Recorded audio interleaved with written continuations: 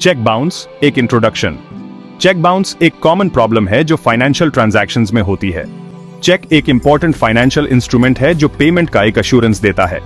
जब कोई cheque bounce होता है तो ये ट्रांजैक्शन को डिसरप्ट करता है और पार्टीज के बीच डिस्प्यूट का कारण बन सकता है।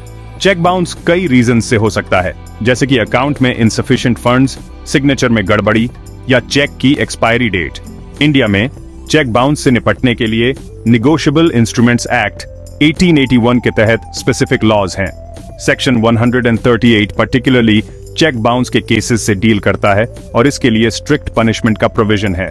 चेक बाउंस के केसेस में लीगल प्रोसेस में जनरली एक लीगल नोटिस इश्यू करना, एक मुकदमा दायर करना और क्रिमिनल कार्यवाही शुरू करना शामिल होता है। चेक बाउंस के मामलों से निपटने के लिए लॉ का उद्देश्य फाइनेंशियल डिसिप्लिन को प्रमोट करना और चेक होल्डर्स के हितों की रक्षा करना है।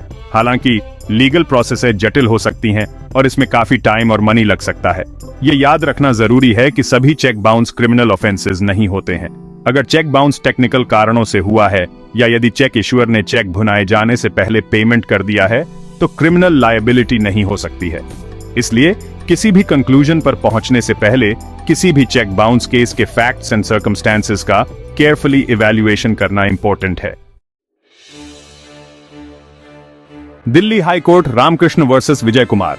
रिसेंटली दिल्ली हाई कोर्ट द्वारा रामकृष्ण वर्सेस विजय कुमार के एक केस में, एक चेक बाउंस केस में एक इंपॉर्टेंट फैसला सुनाया गया। यह मामला चेक बाउंस से रिलेटेड लीगल प्रोविजंस की व्याख्या और उनके एप्लीकेशन पर प्रकाश डालता है। यह सेक्शन केस के फैक्ट्स और कार्यवाही पर चर्चा करता है। श्री रामकृष्ण ने श्री विजय कुमार को 5 लाख रुपए का लोन दिया था। लोन चुकाने के लिए श्री विजय कुमार ने श्री रामकृष्ण को एक चेक इश्यू किया। हालांकि जब श्री रामकृष्ण ने चेक को भुनाने के लिए प्रेजेंट किया तो यह इनसफिशिएंट फंड्स के कारण बाउंस हो गया।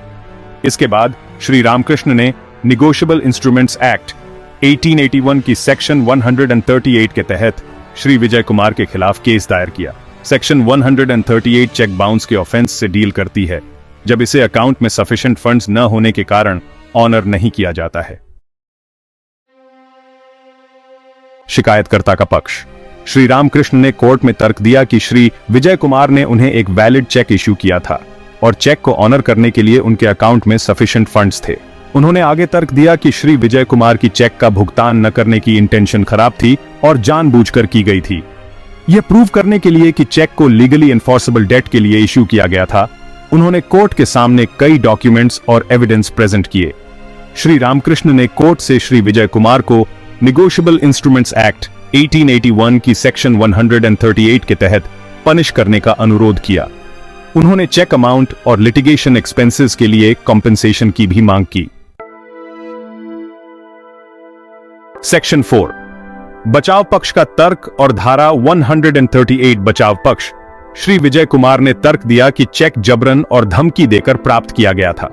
उन्होंने दावा किया कि श्री रामकृष्ण ने उन्हें एक ब्लैंक चेक पर साइन करने के लिए मजबूर किया था और बाद में उन्होंने उस पर एक अमाउंट भर दी थी जो एक्चुअली उधार ली गई राशि से कहीं अधिक थी। निगोशिएबल इंस्ट्रूमेंट्स एक्ट 1881 की धारा 138 इंडिया में चेक बाउंस के केसेस से रिलेटेड प्राइमरी लॉ है। यह बताता है कि अगर कोई चेक जो पेमेंट के लिए प्रेजेंट किए जाने पर फंड्स की कमी के कारण या उस अमाउंट से अधिक होने के कारण डिसऑनर्ड किया जाता है तो चेक इश्यू करने वाला व्यक्ति एक अपराध का दोषी होगा। हालांकि धारा 138 में कुछ कंडीशंस भी बताई गई हैं जिन्हें पूरा किया जाना चाहिए। उदाहरण के लिए कंप्लेनेंट को यह प्रूव करना होगा कि चेक को लीगली एनफोर्सेबल डेट या देय राशि के निर्वहन में इश्यू किया गया था। इसके अलावा चेक के डिसऑनर के संबंध में चेक इश्यूअर को लीगल नोटिस इश्यू किया जाना चाहिए और नोटिस प्राप्त होने के 15 दिनों के भीतर चेक का पेमेंट करने में फेल होना चाहिए। सेक्शन 5 दिल्ली उच्च न्यायालय का फैसला। सभी पक्षों को सुनने और एविडेंस की जांच करने के बाद दिल्ली उच्च न्यायालय ने श्री विजय कुमार के पक्ष में फैसला सुनाया और चेक बाउंस का केस खारिज कर दिया। कोर्ट ने पाया कि श्री रामकृष्ण श्री विजय कुमार द्वारा उठाए गए जबरदस्ती के आरोपों का खंडन करने में फेल रहे थे। कोर्ट ने आगे कहा कि श्री रामकृष्ण ने यह प्रूव करने के लिए पर्याप्त सबूत पेश नहीं किए कि चेक वास्तव में लीगली एनफोर्सेबल डेट के लिए इश्यू किया गया था। यह भी देखा गया कि श्री रामकृष्ण ने चेक प्रेजेंट करने और उसके डिसऑनर के बीच एक सिग्निफिकेंट डिले की थी। जो धारा 138 के तहत कार्यवाही शुरू करने के लिए टाइम लिमिट का उल्लंघन दर्शाता है। सेक्शन 6 कानूनी प्रोसेसों का महत्व। यह केस चेक बाउंस के मामलों में लीगल फॉर्मेलिटीज और प्रोसीजर्स के महत्व पर प्रकाश डालता है। यह क्लियर है कि केवल एक चेक इशू करना ही पर्याप्त नहीं है। कंप्लेनेंट को यह एस्टैब्लिश करने के लिए एविडेंस पेश करने में केपेबल होना चाहिए कि चेक वास्तव में लीगल कंसिडरेशन के लिए इश्यू किया गया था। इसके अलावा समय पर लीगल नोटिस इश्यू करना और धारा 138 के तहत निर्धारित टाइम लिमिट के भीतर केस दायर करना इंपॉर्टेंट है। इस केस में डिसीजन कानून के शासन और न्यायिक प्रक्रिया में निष्पक्षता इंश्योर करने में भारतीय न्यायपालिका की भूमिका को भी रेखांकित करता है।